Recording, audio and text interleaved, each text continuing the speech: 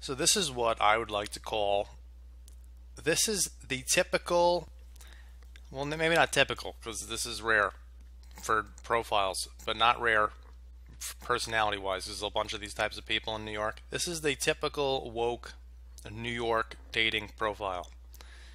This woman is too woke, I think, to find what she's looking for. It's it's like I read the stuff. It's surprising. It's not surprising, but girls have it. They have it so much easier than guys that they can actually write this stuff, and still they're getting like too many guys. Like, I'll just start reading this. This is a 50-year-old woman. I think also when you get older, you get a little crazier.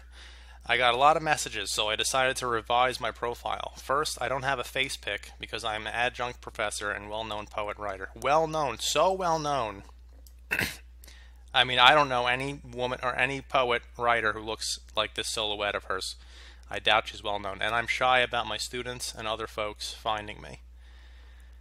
Well, because the profile's strange. Now about me, and I know this will whittle it down. This will whittle down the men, but it must be done. I'm probably not like, or actually surely like, any woman you will ever meet. And also, every woman online is not like any other woman, even though they're exactly like every other woman. I'm brilliant, highly empathetic, and have piles of wit. I am straight, but I identify as queer because I'm in an 18-year non-monogamous marriage with a bi man. I don't even know how you would identify as queer. You can't. You can't identify as queer because you don't like women. You're a woman, you don't like women. You can't identify as queer. I can identify as a helicopter. As what's her name? Lauren Southern's identified as. But I'm not a helicopter. You're not queer. You're just a straight woman. A non-monogamous marriage with a bi man.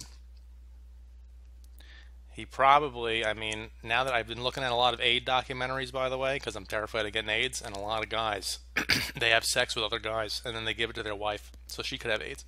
I also identify as queer because I have a disability. I identify as queer because I have that's what makes you identify as queer now. That's what makes you a queer, is if you have a disability. Cerebral palsy. And disabled people don't really have a space in the heteronormative world. This is supposed to be a world. And because she's so smart and brilliant. And disabled people don't really have space in the heteronormative world because the so-called abled won't let us. How? This is where you get into crazy land, where people just have, and this is a typical New Yorker. This is why I have to leave New York. I can't stay in New York anymore with these people. I don't usually disclose my disability because I want to be approached without the usual baggage of abled men. Fucking abled men. It's strange and amazing how men will approach all women on here with the assumption that they are able-bodied. How is that strange? 99% of people are able-bodied. It's not malicious. They're not being assholes. And then flee the second they find out. Your next question is, how does it affect me? Well, it makes you insane. I know how it affects you mentally. The primary thing that attracts me to a man is banter and Jewishness and baldness. Banter, Jewishness, and they go hand in hand apparently, but those usually come with the banter. I am not in a space where I need sex or a lover, which is why I'm non-monogamous and I'm in a marriage, but it would be a nice distraction from the news. Or just stop watching the news. That would be better. Or just go outside. And I like men, but I like men who are talkative.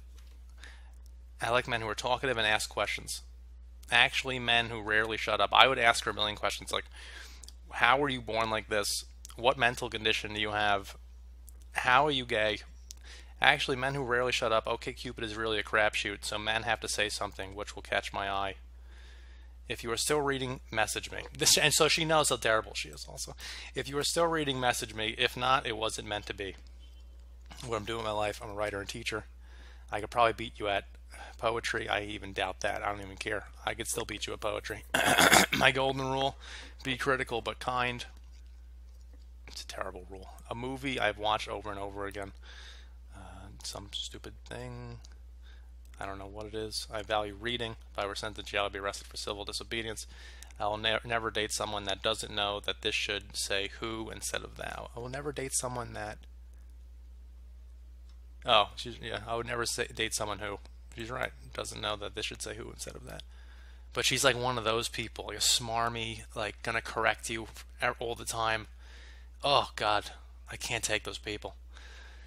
She's not really a little extra overbuild, a little extra build. I don't know why she put that. But this is why I have to get out of New York. This profile's like this. This isn't as crazy as the other profile that I saw, but this just caught my eye. I had to talk about this.